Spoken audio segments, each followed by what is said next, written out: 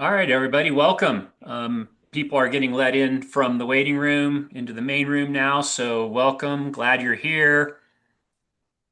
Hope you're excited about the webinar that we have for you. As excited as I am, should be a great one.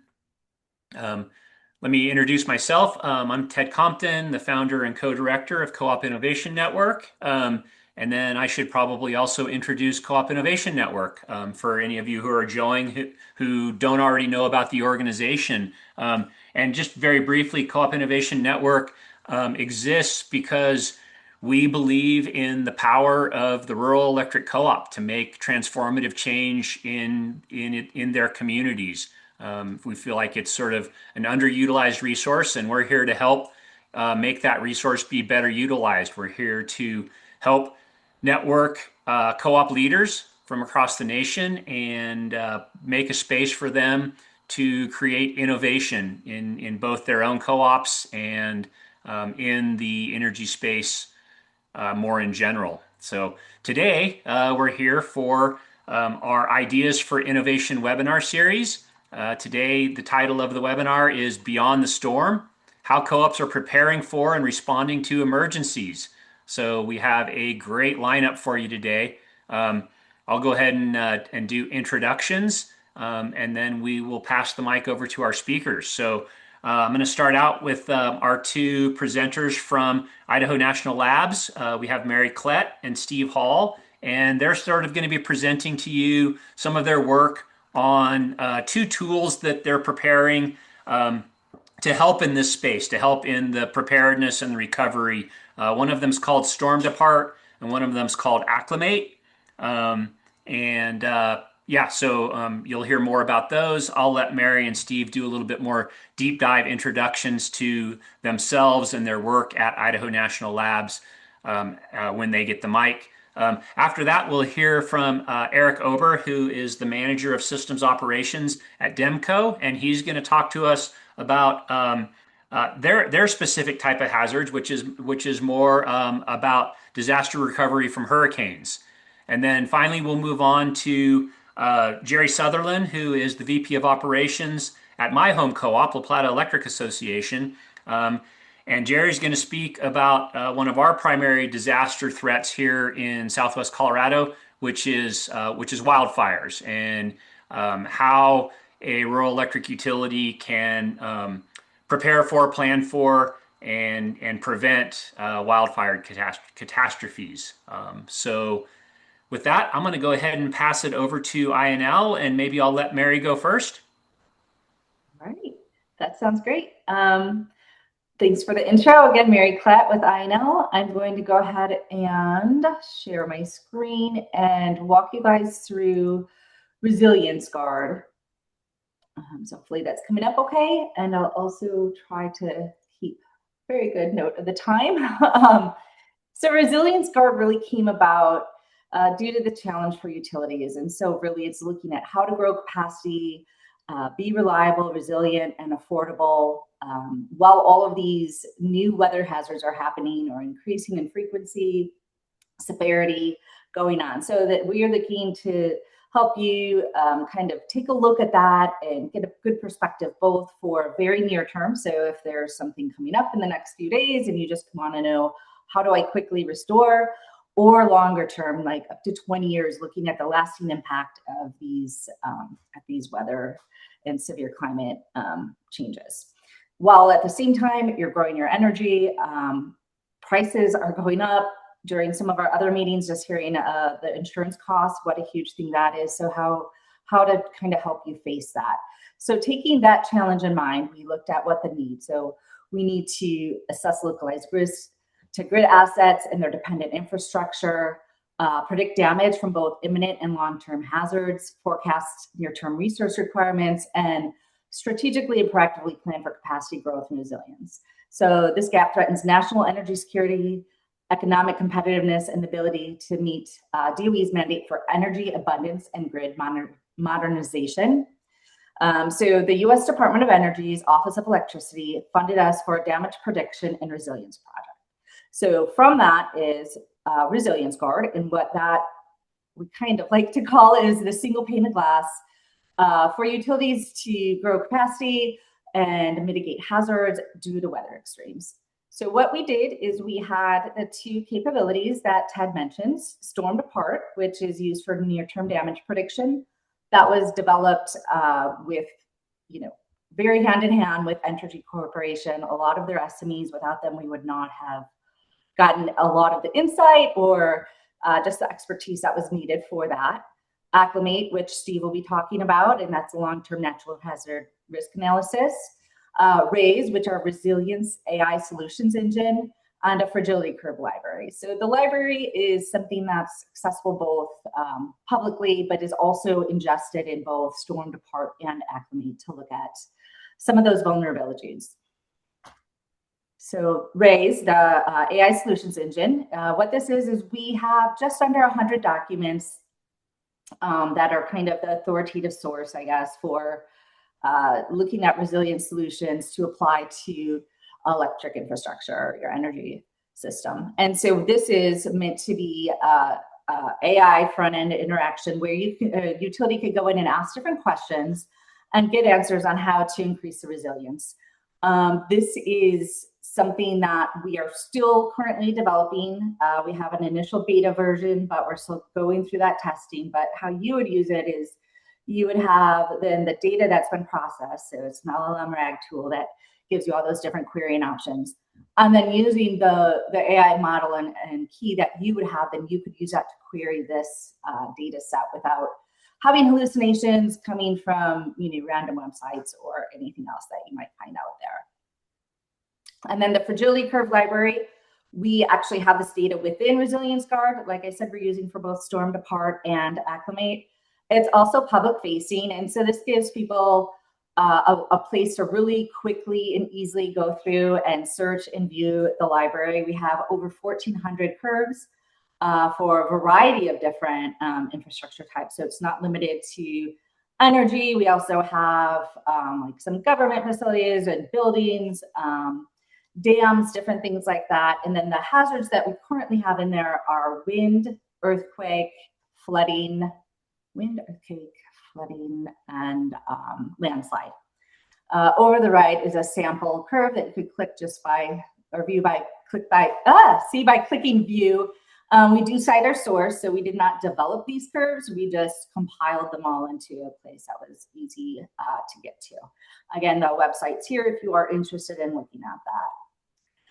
And then the next piece is Storm Depart. So this is a near-term damage prediction. As I said, this was developed with Entergy. We're looking at, there's a hurricane coming or an ice storm coming, and it's, going to come through, and we want to know what is the anticipated damages and what are the resources needed to have full restoration.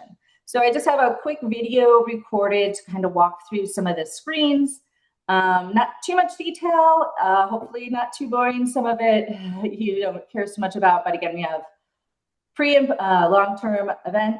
The way you can kind of load your assets or see what's in here is just a quick way to, if you wanted to look and see, okay, where are my poles and my transmission towers, or maybe you have a new set of information you want to load.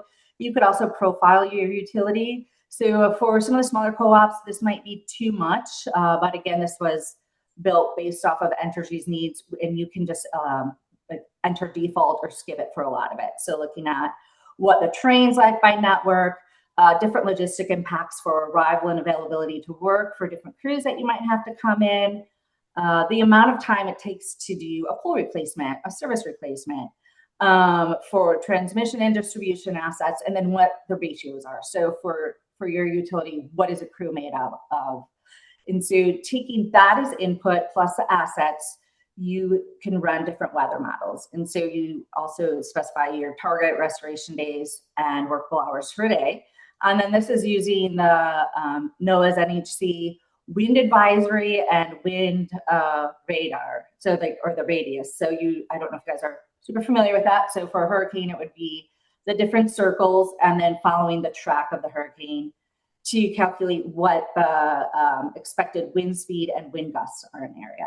So this is showing, where the storm is most intense, as well as the outline is kind of grids where you have assets of some sort that have been damaged.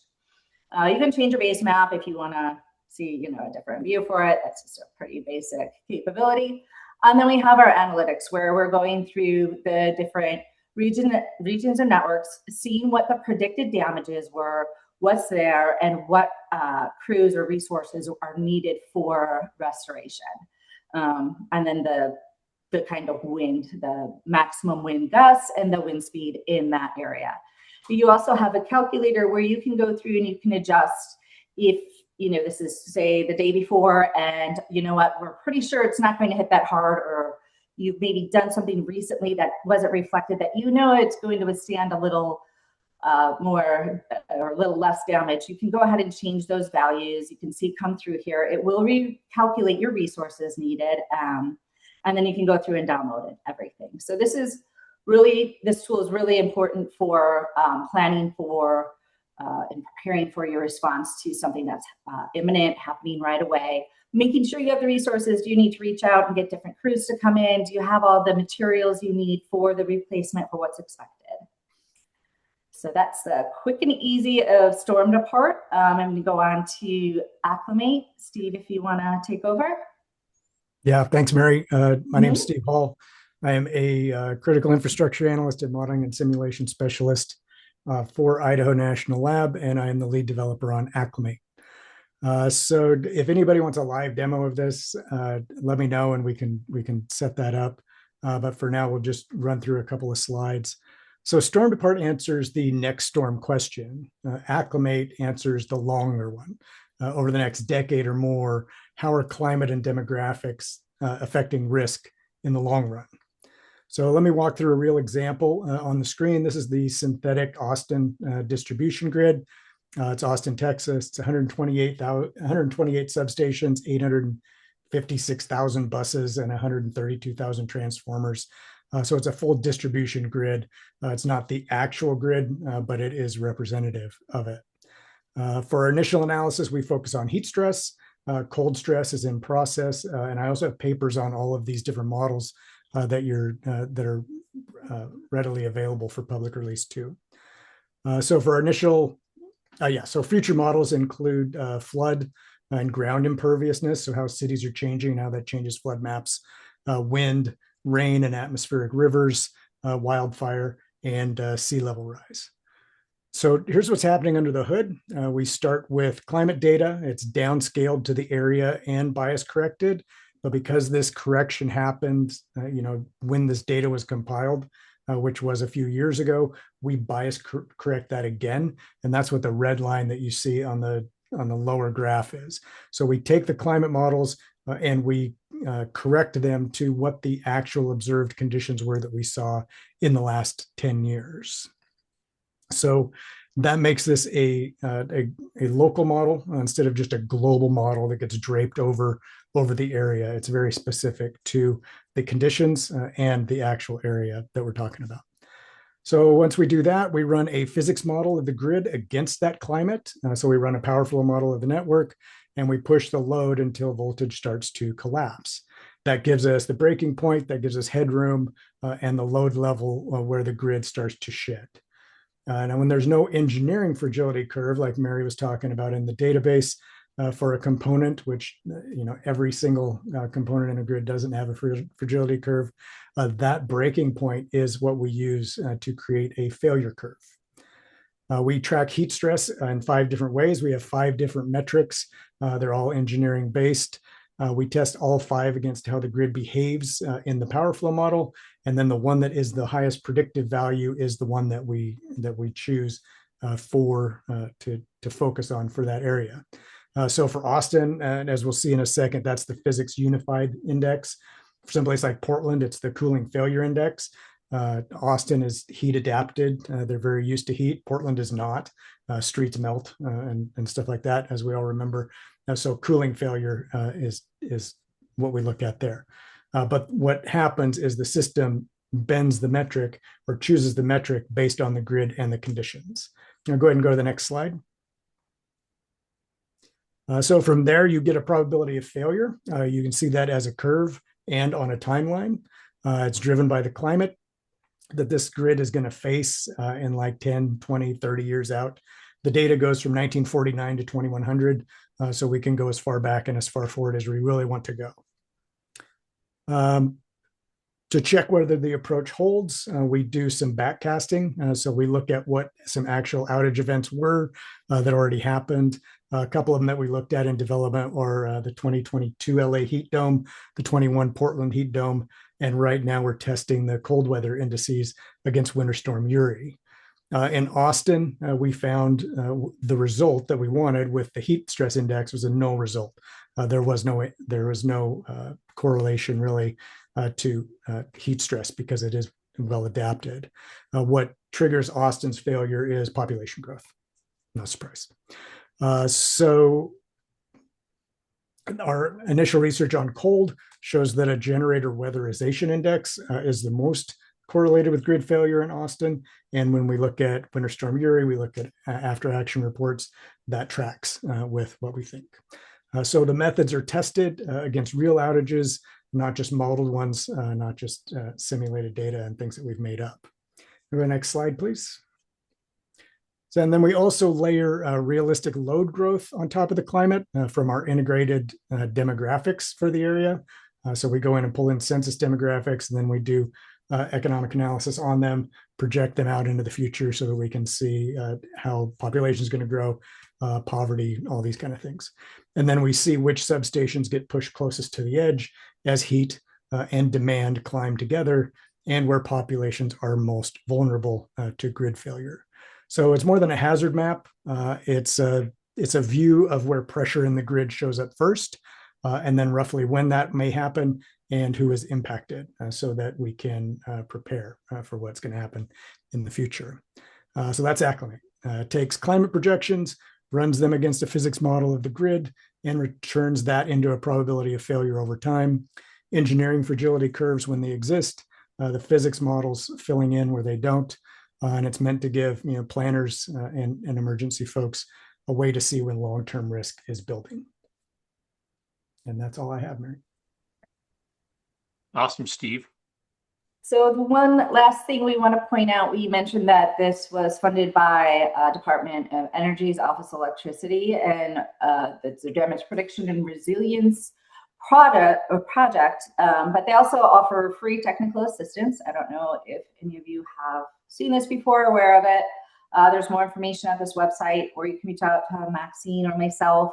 But you can go ahead and apply for different TA, and these tools are available for you, and we'll help you get set up and running with them. So, and not only this, but there's a ton of great capabilities and options out there. So just want to kind of give a shout out to DOE for that. So it's a really neat program. And that's all we have. Well, thank you. Thank you so much, INL team. If anybody thought that the utility industry was boring or low tech, we have to change our mind now. It's truly amazing the thought and the effort and the funding that goes into studying things like this. And it's not surprising these are extremely important topics.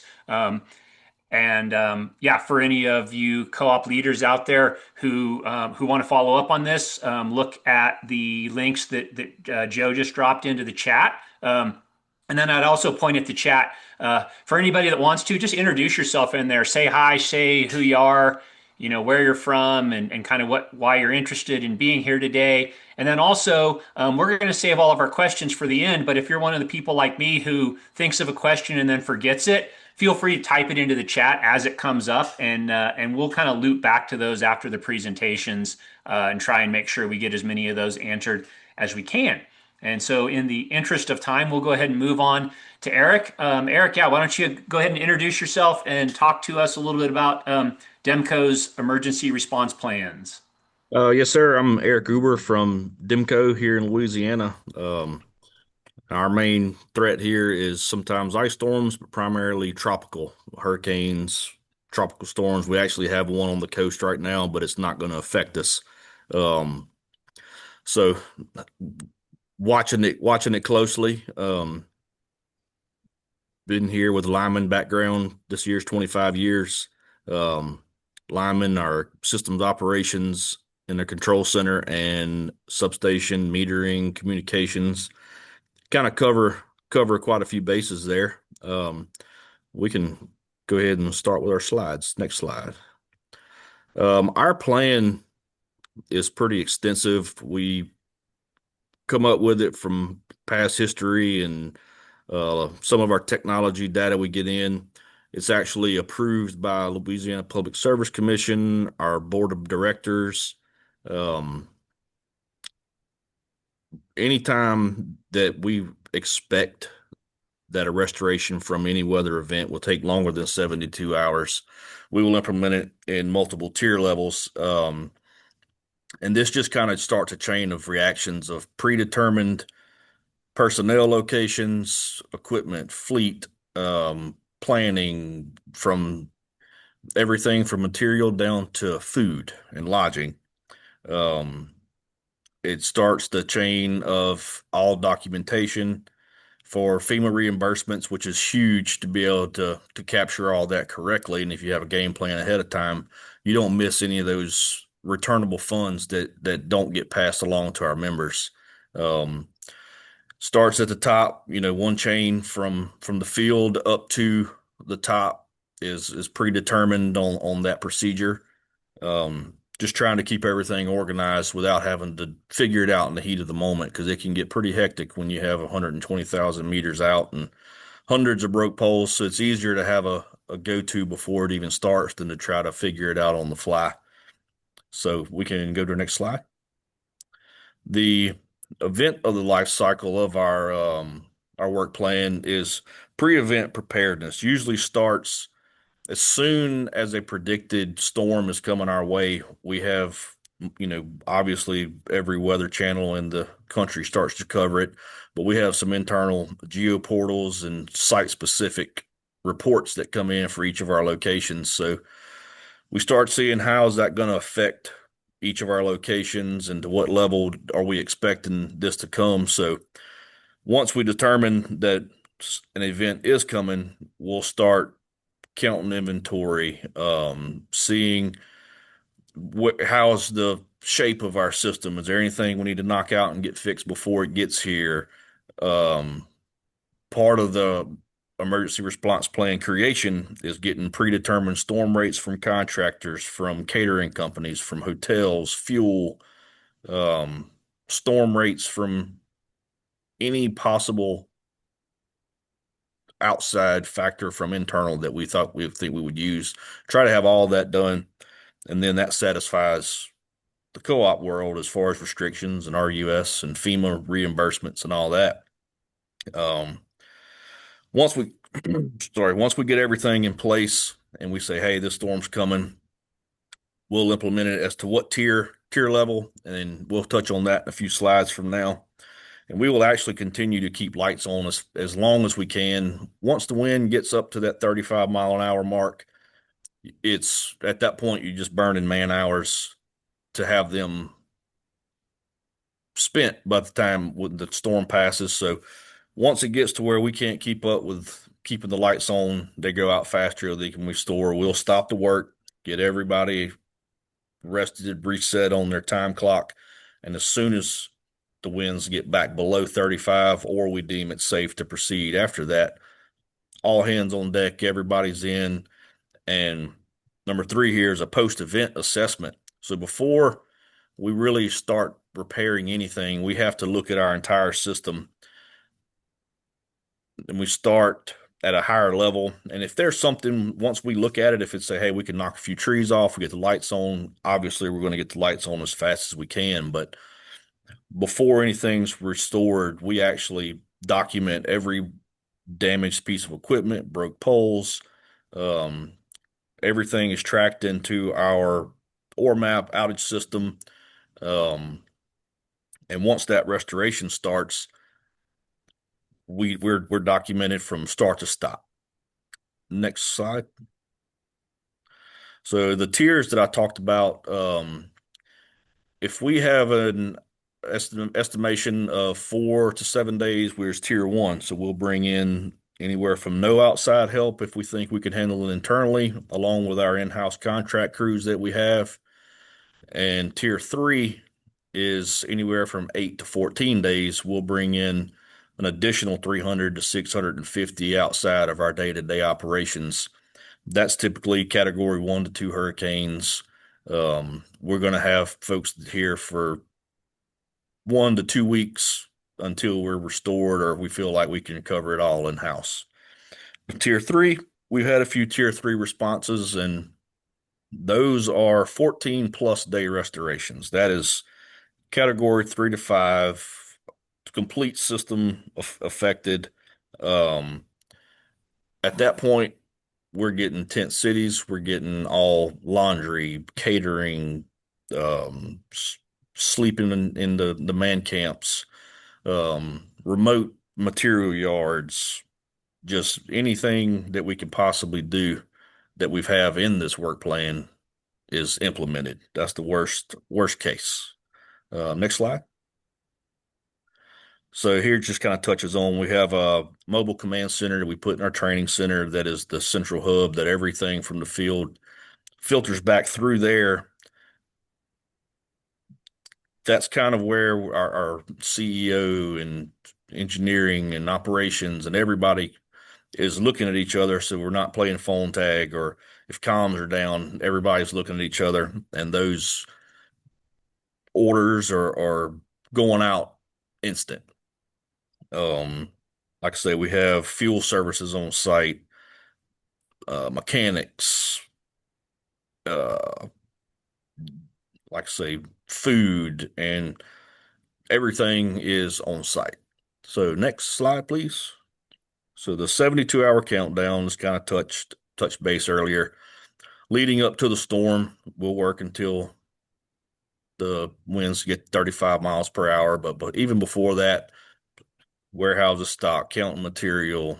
We have ALEC Association, Louisiana Electric Cooperatives is the mutual aid. We make a phone call to them. They start reaching out based on what tier level and how many customers we need. Or I'm sorry, outside contractors and other cooperatives, and they get us everything that we request number wise. Um, Fleet and fuel, we're getting the on-site tanks, making sure all our supplies to where, we can't turn lights on if we don't have fuel, and going to stores that are normally open is not an option in a tier 3 event. So there's no power there. So that's actually when critical was Ida was the last one that we had multiple fuel stations out, and that turned out to be a very, very resourceful deal we did there. Um, for big trucks, small trucks, generators, anything we could possibly use, we would have been dead in the water without those. Next slide. So all hands on deck. We closed our district offices. All forward facing customer relations are frozen during this time. We don't send anyone home. We don't tell anyone that they're not needed. Um, it may be where they're in the support roles with the lodging, with the tent cities, with warehouses, with answering phones. There's a place for somebody. District offices have folks at them, and they'll turn into just receiving emergency phone calls and something that we have to go do. Or they may all be back here at headquarters if we can get them here. Next slide. Command structure is our emergency command center here, training center. In the event all communications go down, this work plan is followed by each individual of our satellite offices, and they can run standalone to where the work doesn't stop. But in a catastrophic event, you may be a day where there's no internet, no phones, no anything like that. And it's by putting in the work that we have for this work plan, it's business as usual. They know where to go, who's going where. Here at headquarters, we know where they're sending folks because it's predetermined, and it's just the safest route, and it's also a way to ensure that we're going to get the lights on as fast and safe as possible, even if we can't talk to each other. Next slide. Restoration priorities are our transmission lines and metering points from generation. From there, We'll go to our substations, main three-phase feeders, taps to infrastructures, whether that be hospitals, nursing homes, anything. And that's a predetermined list that we have on file, the locations and everything. We'll go from there to our large taps subdivisions, then our small single customers or, small taps, and then individual transformers and secondary services that feed those. Try to get as many lights on as fast as possible.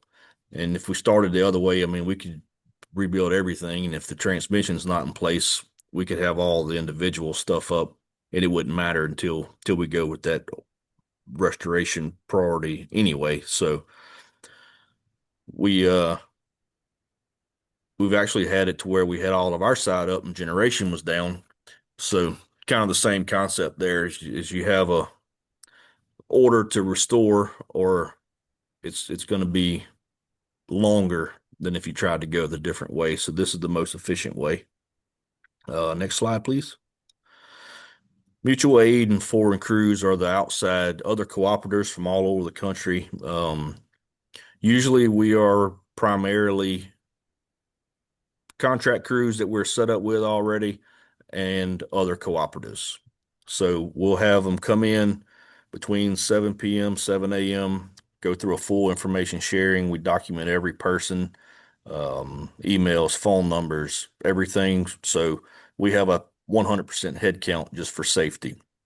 We actually, each crew that comes in assigned a DEMCO employee. We call them bird dogs. They will go out and they're with those guys. They do all the line energize, isolations, grounding.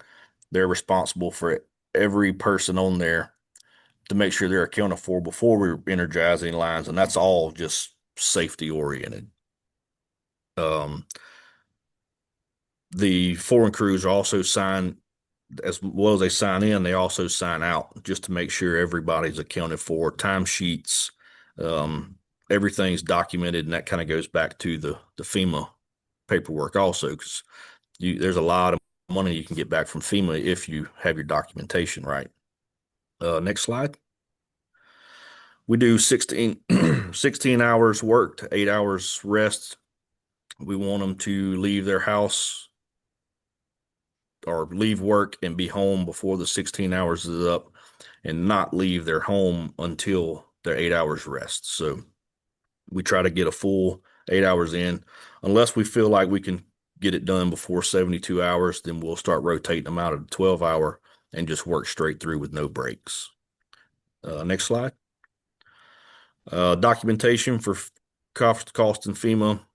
That's the damage assessment before the storm, drawing a work order for everything we fix, keeping up with equipment, personnel, all hours worked, food, fuel, everything we use is documented to make sure we get back as much as possible so we don't have to send that along to the consumer. Next slide. And these are just a few of the pictures that we deal with hurricanes in South Louisiana. So we have, some swamp here. We have broken poles. You can just keep clicking through some of these slides and it'll just show the different hardships. Airboats, too deep for a vehicle, but not deep enough for regular boats. We bring in some special equipment there. Next slide. That's some places that I do not miss being in, picking up wire. We've all been there and don't want to do it again. But they work hard, and as efficient as we can make it for them before they get in those situations, we owe it to them to try to make it as efficient as possible. Next slide. That's crossing the interstate here. It's just you go from swamp to interstate and everything in between. Next slide. And that'll be it. Awesome, Eric. Thanks for that great description. It's never wonderful to talk about disasters, but if we don't talk about them, we're not ready for them, are we? And so it's good to share that information. And now we're going to move over to different disasters. But still very challenging environment. So Jerry Sutherland, I'm going to pass the mic to you. Go ahead and take it away. Give a little introduction for everybody, and then jump into what you're doing at La Plata Electric Association. Well, thank you all for having me. I'm Jerry Sutherland, Vice President of Operations here in La Plata Electric. We are located in Southwest Colorado. I've been with the company for 26 years now and held a lot of hats, worn a lot of hats. Um, Wildfire risk, it is the number one concern for utilities in the West. And as you are all aware of, the West is currently on fire.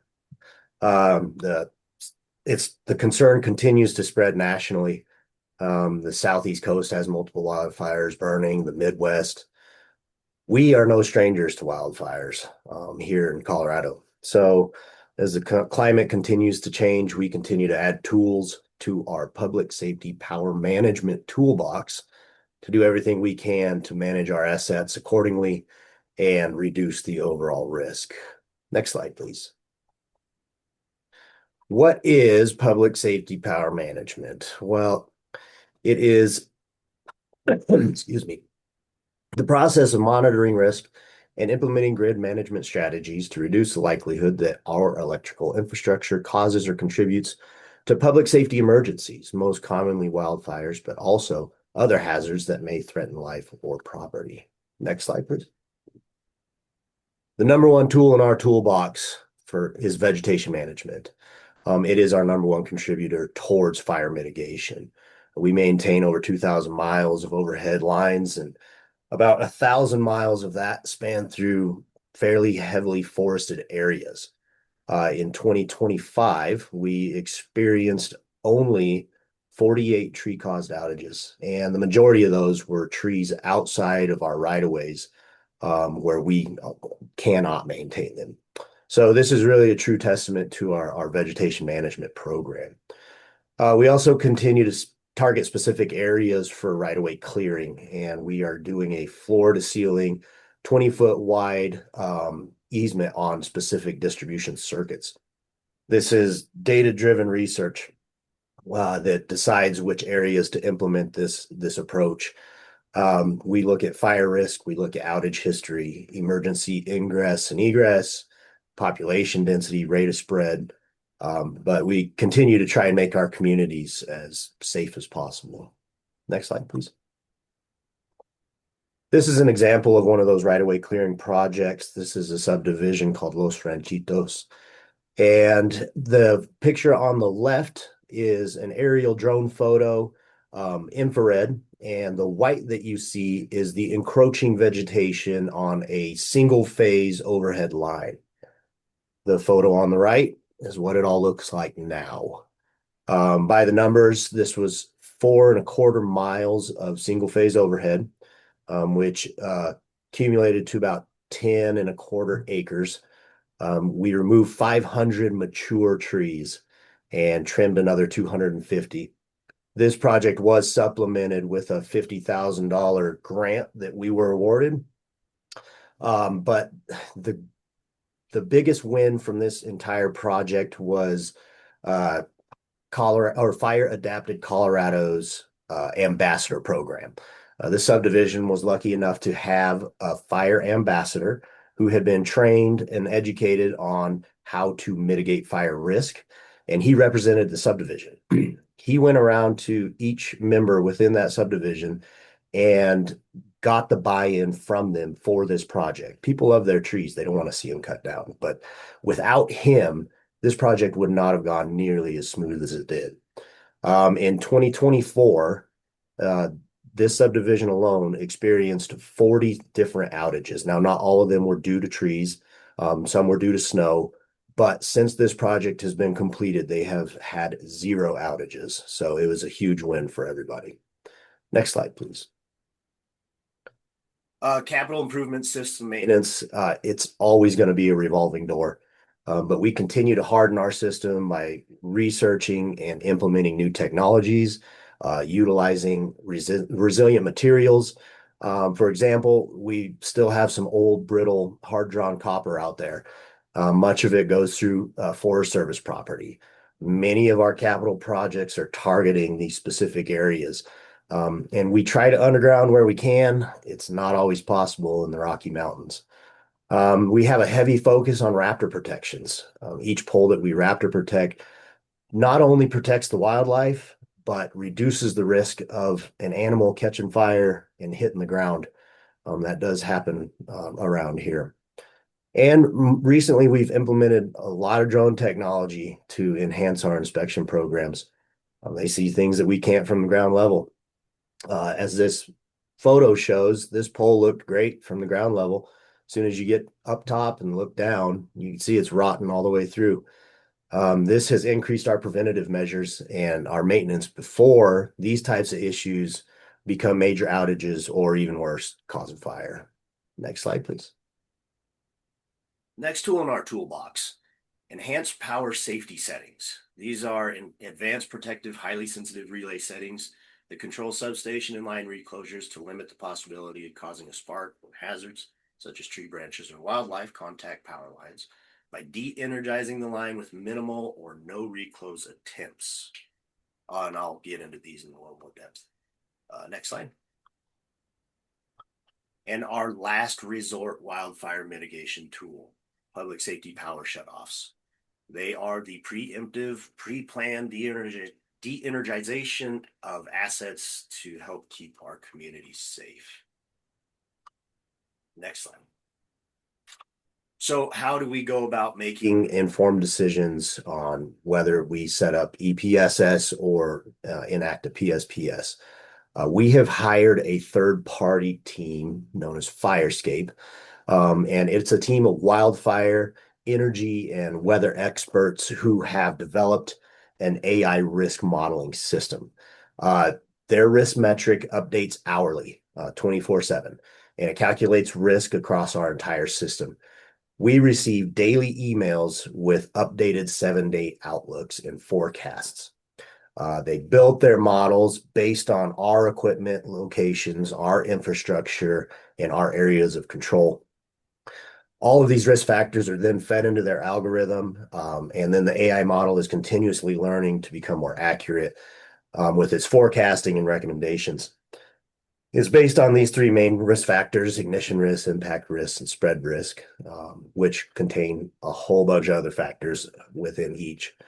We work together to set the threshold levels for our EPSS and also PSPS, and they are specific to our service territory.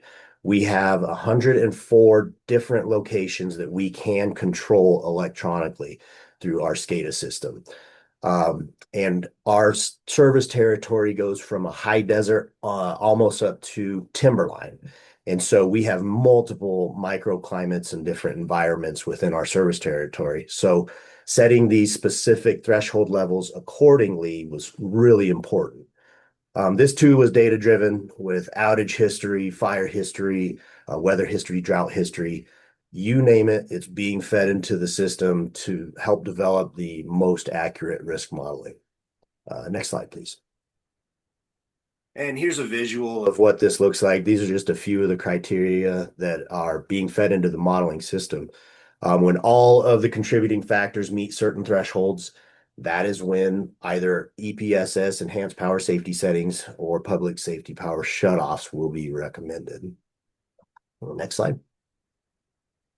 Green, normal operation. This is where we want to live. For us, it is normal operations are 4 trips to lockout. So if tree branch hits the line, it will try to clear that tree branch 4 times before it completely de-energizes the line. If it is high fire risk season, that's the last thing we want. We do not want a line laying on the ground and try to reclose into it where it could potentially spark a fire. So our first setting, they're called fire settings. These consist of one reclose, one fast reclose to lockout. The next one, orange, is our hotline tag. This is our fastest curve to lockout, and it's the matter of a few cycles. If a tree branch hits if a tree falls through the line, it's going to de-energize that line before that line has a chance to hit the ground. And then our last resort safety measure, of course, PSPS. Next slide, please. Here's a snapshot of all the weather stations available that are being utilized to enhance this AI modeling. We started out with 10. We've been getting APIs from other service stations. We are now up to a total of 23. And we currently have 3 of our own weather stations deployed in some very key microclimate areas. We have another 4 slated to be installed by the end of the year. This real-time data improves the accuracy and the granularity when alternate settings or PSPS have to be implemented. Next slide, please. So as I mentioned earlier, we receive daily emails with updated 7-day forecasts and recommendations. Within those 7-day forecasts, if risk is high at any time and specific thresholds are forecasted to be met, those recommendations for EPSS or PSPS will be made. And then that gives us time to start that decision-making process. If they are recommended, the email updates continue to occur daily as the extreme weather forecasts near. And as you can see from this graph, the accuracy improves. At that 7-day mark, it's just a little better than 50%, 65% accuracy. But the closer you get, the closer to 100% it becomes. Who knew that the weather was hard to predict? Next slide, please. Communications are by far the most important part of public safety power management.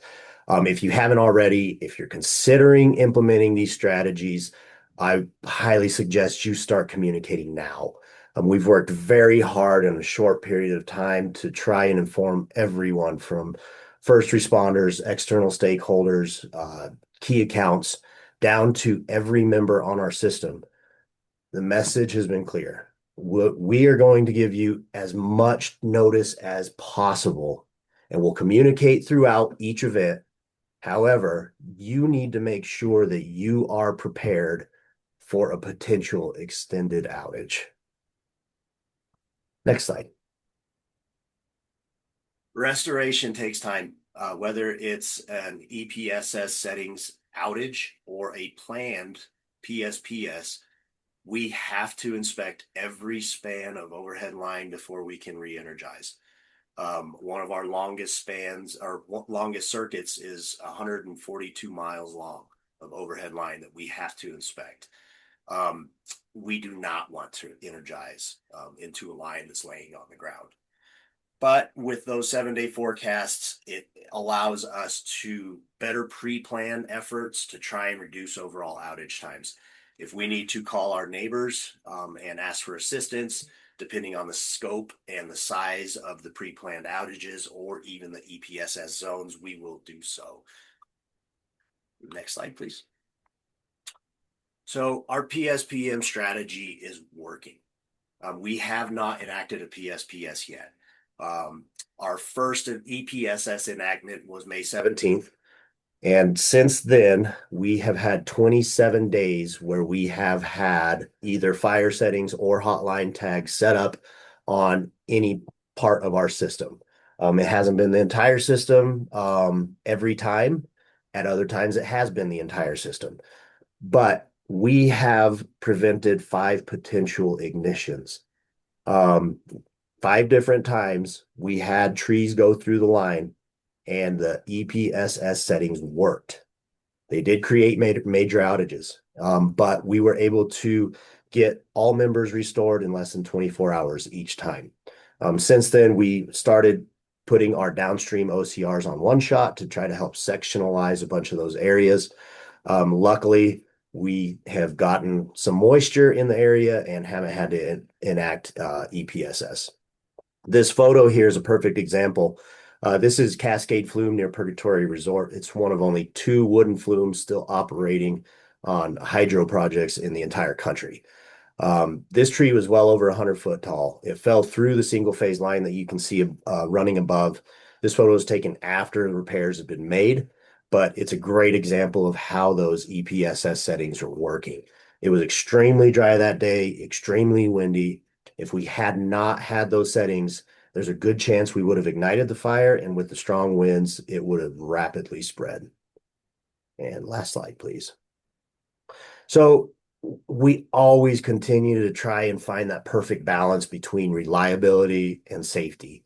But I will take safety over reliability every day of the week. It's never convenient to be without power, but we have to ensure that we're protecting our communities and our environments.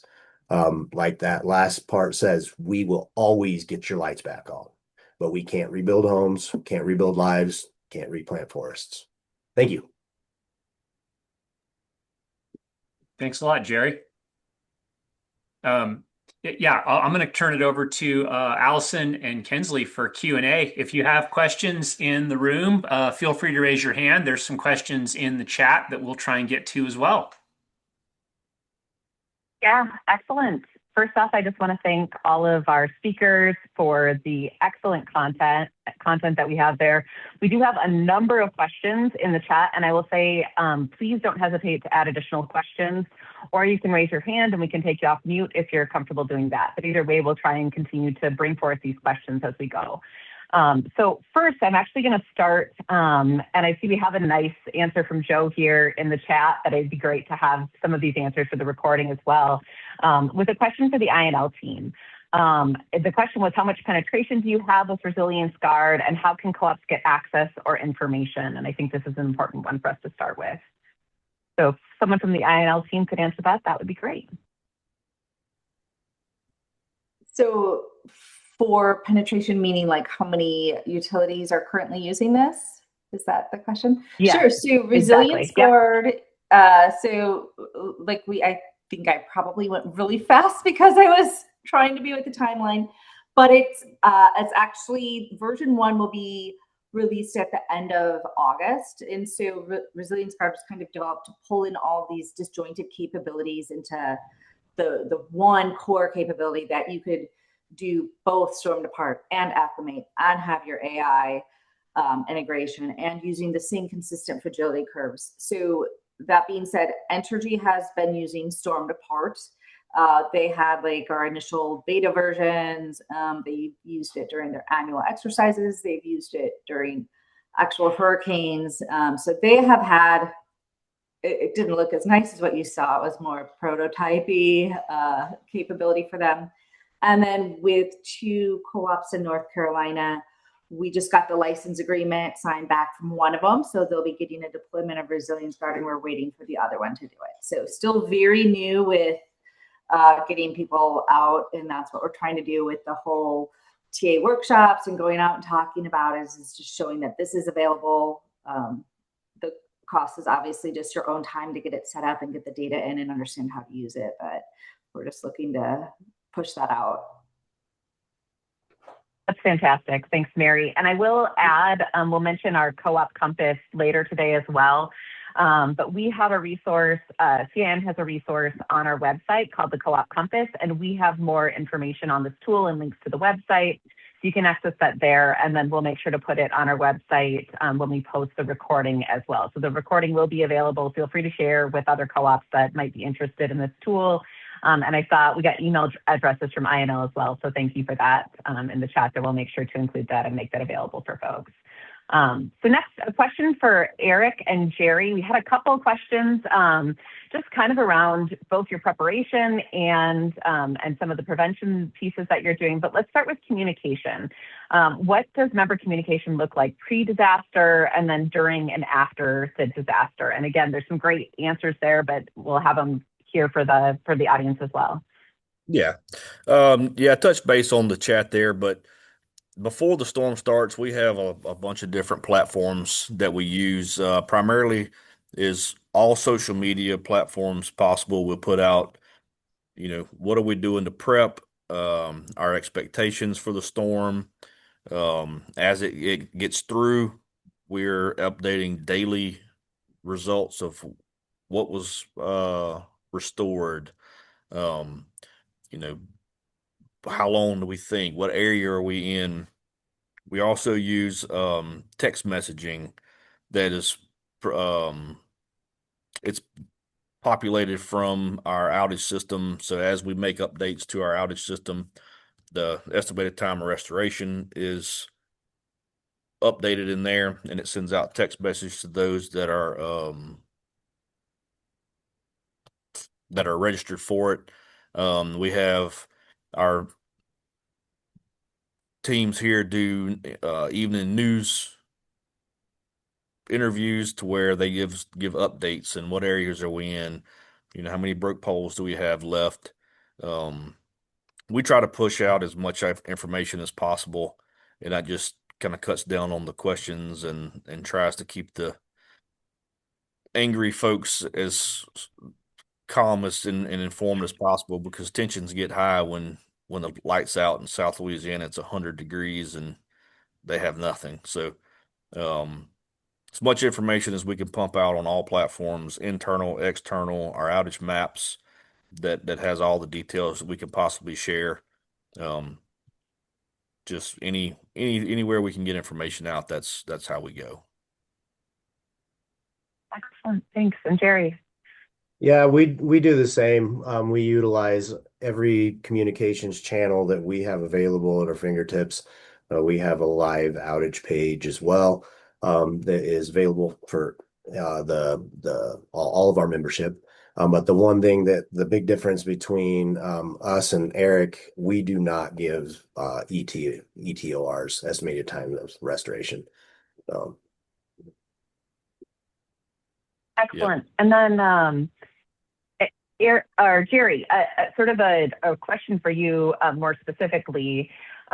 With your kind of expensive fire warning capabilities and efforts, do you get any insurance discounts or considerations for some of the new things that you've implemented? Do you know?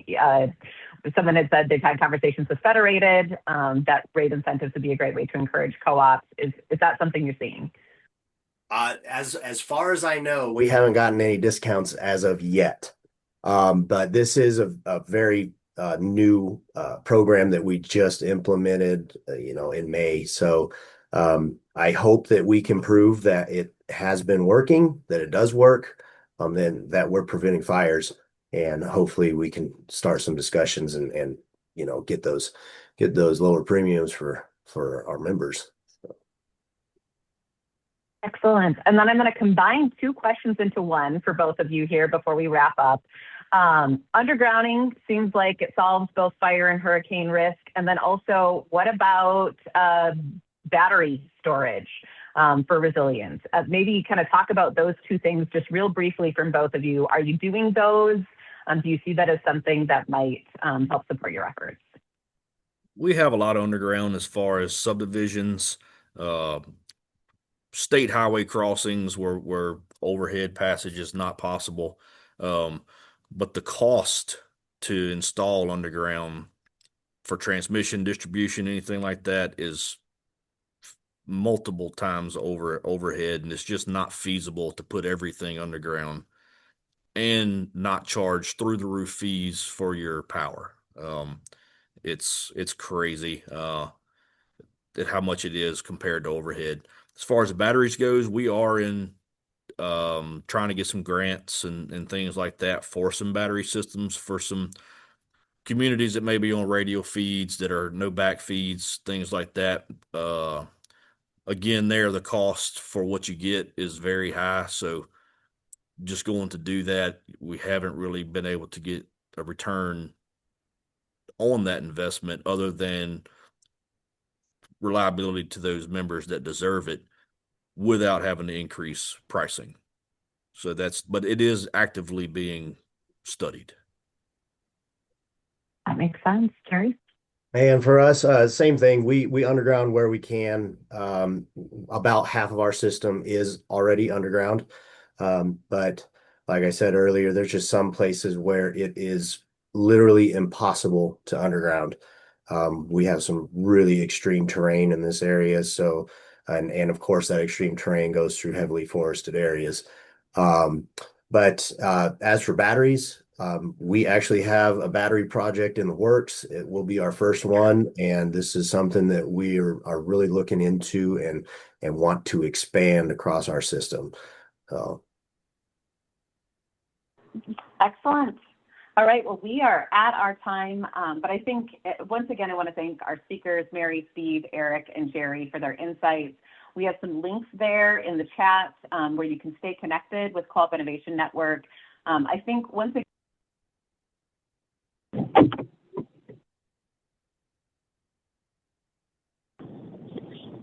Did we lose Allison?